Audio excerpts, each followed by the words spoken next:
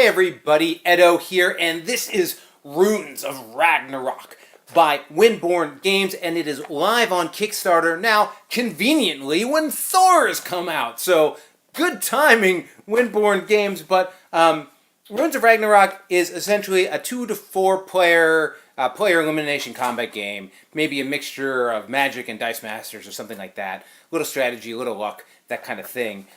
Kudos to these folk. They're prototype, and this is very prototype, but they built their own little dice tray on top. Very cool. So you got to take the little dice tray out, and they got a little like holder in there. Nice, going the extra mile on the prototype, and I appreciate it. But basically, in this game, you are playing as one, Thor or his gang, and each has a character card and your sort of player board. And on your character card, you have 1 to 4 levels, and you can sort of use focus to level up. Focus is also how you summon minions.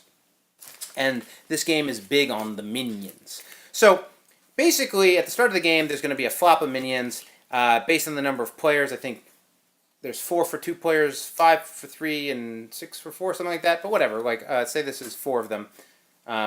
And they each have different focus costs. The other thing, though, is they each have different dice. And there's some dice at the bottom, but that's really meant to show the distribution. And there's some really simple abilities these guys have. But with the dice, you'll say, hey, this guy's red. Grab the die. Boop, boop, boop, boop. This, and this. Now we're not rolling these die yet, where they're just sort of there. And then the players are going to be summoning or buying these creatures with their focus. And when you buy them, you are then going to roll this die, which represents the creature's level, attack, and vitality or defense. It's really sort of attack, defense, and then vitality for hit points. So one of the really interesting things there is that doesn't happen until you purchase the creature. So there's a bit of a swing there. There's a bit of you can have a good roll or a bad roll, and they're not that different. But rolling a high level dude versus a low level dude is a pretty significant difference, and that's something I think players need to get used to. But here's another cool thing, and adds a little bit to the sort of swinginess. Is you have these rune dice, and the way rune dice work is at the start of your turn you're going to roll the 5 of them. There must be one more in here because there's a 6, right? Yeah. Everyone starts with 5, but you can unlock an ability to roll an extra one for an additional die, and they all have these different runes. These runes correspond. I'm stumbling on that word, but they represent these 4 different spells. And the way it works is, if you get a pair of a symbol of a rune, you can cast the first level of that. If you get 3 of a kind or 4 of a kind, you can go on down. And the spells are super powerful. So it's sort of like Yahtzee. You get a roll. Well, you don't get 3. You get a roll and then a second roll. If you don't and they're blanks, so you can just get duds. If you don't convert, if you don't have pairs or you just have different ones, you turn it into focus. So using a rune can give you focus, or in a pair or a triple or quadruple, you can use it to get spells. Some level up your characters, some level down other characters, some can boost your armor or vitality, and the last set can just do direct damage. Pretty useful. The hero abilities are a nice combination with these and directly manipulating the characters.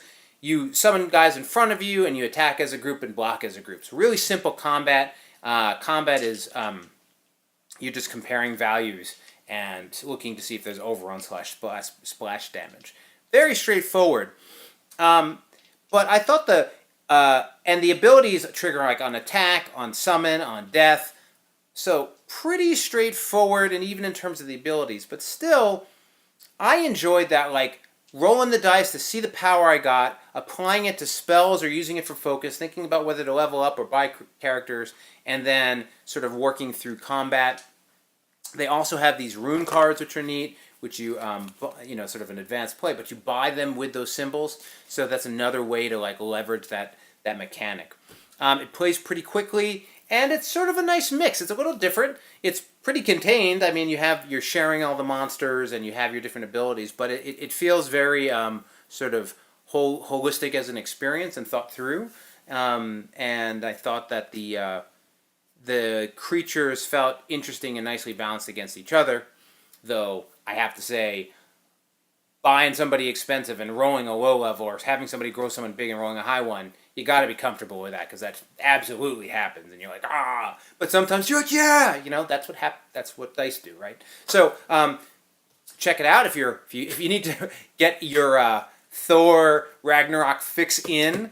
Check out the Kickstarter. Otherwise, subscribe, share, all that good stuff.